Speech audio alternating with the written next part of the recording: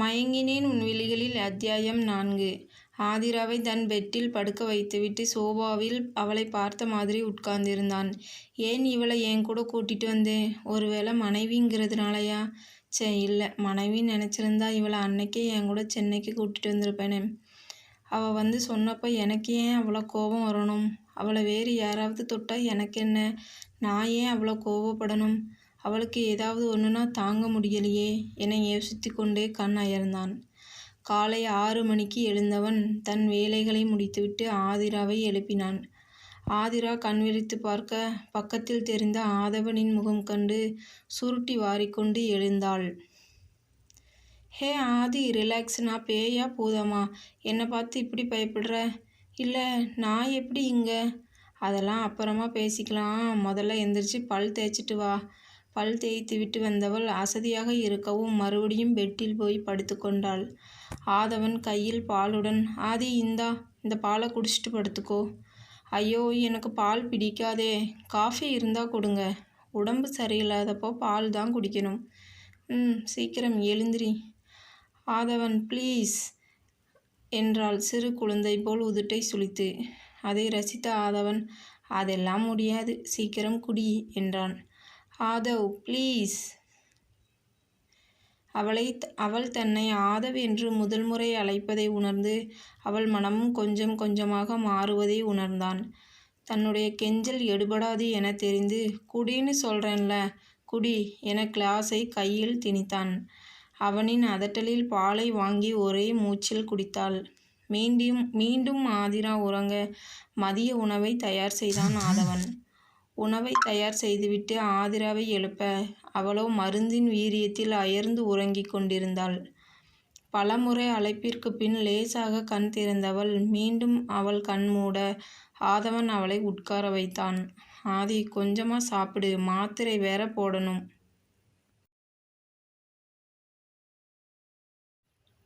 ஆதிரா உணவை கையில் எடுக்கும்போது அவளின் கை நடுங்குவதை கண்டு, விடு, நான் ஊட்டி விடுறேன். வேண்டாம், நானே சாப்பிட்றேன். நீ ரொம்ப அழகாக சாப்பிட்ற. பாதி தட்டுக்கு வெளியில தான் இருக்கு.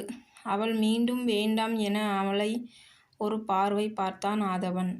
அந்த பார்வையில் என்ன தோன்றியதோ தட்டை ஆதவனிடம் நீட்டினாள். அவளுக்கு உணவை ஊட்டிவிட்டான் ஆதவன். சரி, நீ தூங்கு. ஆதவன், உங்ககிட்ட ஒன்று கேட்கணும். என்ன? நான் எப்படி இங்கே? உன்னை ரெஸ்ட் எடுன்னு சொன்னேன். இதை பற்றி அப்புறம் பேசலாம். மீண்டும் அவள் உறங்க மாலை 5 மணிக்கு இதயா ஆதவன் வீட்டிற்கு வந்தாள். வாங்க இதயா. என்ன ஆதி, ஆதிரா எப்படி இருக்கா? இப்போ கொஞ்சம் பரவாயில்லை இதயா, தூங்கிட்டு இருக்கா. இதயா, அவள் எப்படி இங்கே வந்தான்னு கேட்டுட்டே இருக்கா. சரி ஆதி, நான் அவகிட்ட எதுவும் சொல்லலை. ஆதிரா எழுந்து வரும் சத்தம் கேட்டு, இதயா நீங்கள் பேசிட்டு இருங்க, நான் கொஞ்சம் வெளியே போயிட்டு வரேன். இப்போ எப்படி இருக்கு ஆதிரா? பரவாயில்ல இதயா. நீ எப்போ வந்த? இப்போதான் வந்தேன். நான் எப்படி இங்கே வந்தேன்? ஆதவன் கிட்ட கேட்டால் அவரும் ஒன்றும் சொல்ல மாட்டேங்கிறாரு. நீயாவது சொல்லேன். அது வந்து நான் நேற்று ரிலேஷன் ஒருத்தருக்கு உடம்பு சரியில்லைன்னு பார்க்க போயிருந்தேன். ஆதி ஃபோன் பண்ணி நீ மயக்கம் போட்டுட்ட, வர முடியுமான்னு கேட்டார்.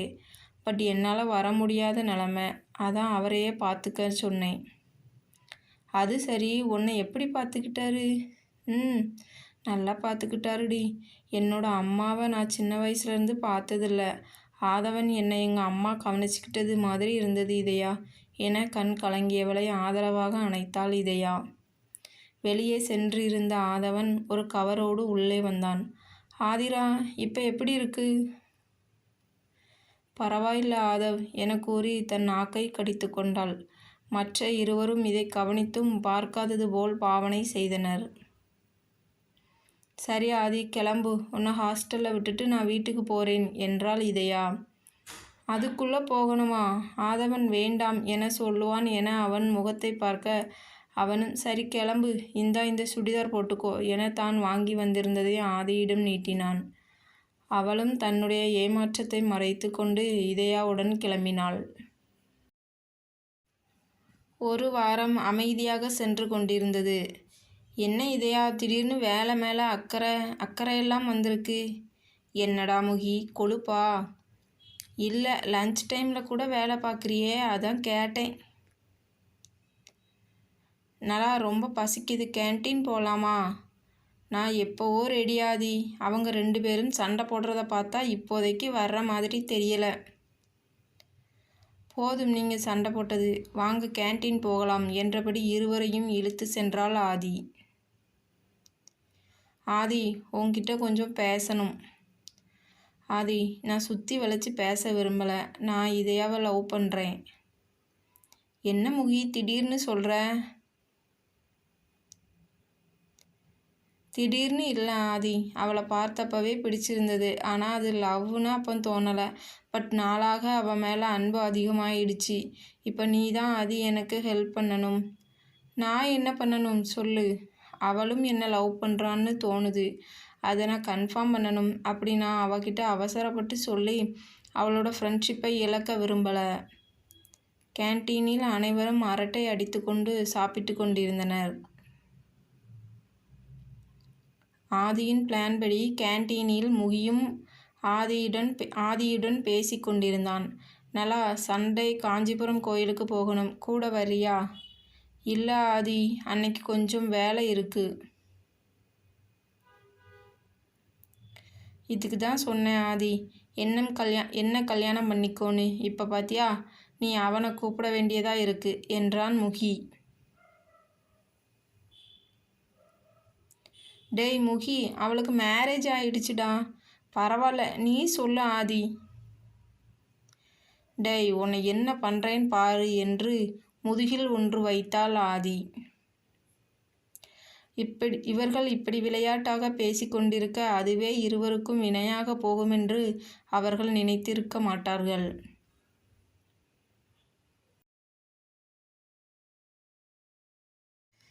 எனக்கு போதும் என இதயா எழுந்து செல்ல நண்பர்கள் இருவரும் சிரித்து கொண்டனர்.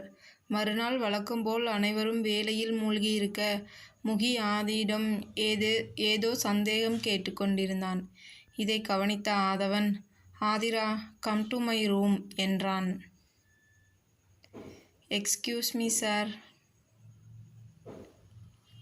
S, come in. வேலை நேரத்தில் என்ன உனக்கு அரட்டை?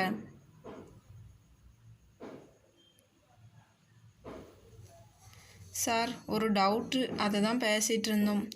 No explanation, go and do your work. Sorry என்றபடி வெளியேறினாள் ஆதிரா. என்னாச்சு இவனுக்கு என யோசித்து கொண்டிருந்தாள். இதுவரை அவளிடம் ஆதவன் இவ்வளவு கடுமையாக நடந்து கொண்டதில்லை. ஆதவனோ முதலாக அவளிடம் கோபமாக பேசியதற்காக தன்னையே திட்டிக் கொண்டிருந்தான். அவள் யார் கூட பேசினா உனக்கேண்டா கோபம் வருது என்று தன்னையே கேட்டுக்கொண்டிருந்தான். இதையா, நான் முகி கூட பைக் ஸ்டாண்டில் வெயிட் பண்ணுறேன் என்றபடி ஆதி முகியுடன் சென்றாள். என்ன முகி, ஏதோ பேசணும்னு சொன்ன? ஆதி, நான் இன்னைக்கு இதயா கிட்ட என்னோட லவ்வை சொல்லலாம்னு இருக்கேன்.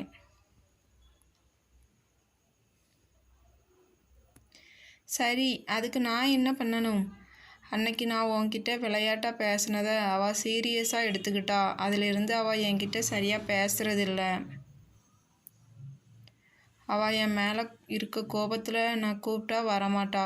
ஸோ எப்படியாவது நீ தான் அவளை கூட்டிகிட்டு வரணும். எங்கே, எப்போ வரணும்? சரியாக ஆதிரா முகியிடம் இதை கேட்கும்போது ஆதவன் அவர்களை தாண்டி செல்ல அவர்களின் பேச்சு தடைபட்டது. என்ன முகி, இன்னும் கிளம்பலையா? இதயாவுக்கு வெயிட்டிங் ஆதவன். ஓகே, பாய் முகி என சொல்லிவிட்டு கிளம்ப, இங்கே ஒருத்தி இருக்கேன்னு கண்டுக்காமல் போகிறத பாரு, ஒரு பாய் சொன்னால் குறைஞ்சா போயிடுவ என ஆதிரா மனதிற்குள் திட்டிக் கொண்டிருக்க அவளை முறைத்து விட்டு சென்றான் ஆதவன். இவனுக்கு என்ன தான் ஆச்சு? காலையிலிருந்து என்கிட்ட சரியாகவே பேசலையே என மனதில் வருந்தி கொண்டிருந்தாள். இன்றைக்கான எபிசோடு எப்படி இருந்துச்சுன்னு கமெண்ட் பண்ணுங்கள். அப்படியே நம்ம சேனலை சப்ஸ்கிரைப் பண்ணி ஷேர் பண்ணுங்கள். தேங்க்யூ மக்களே.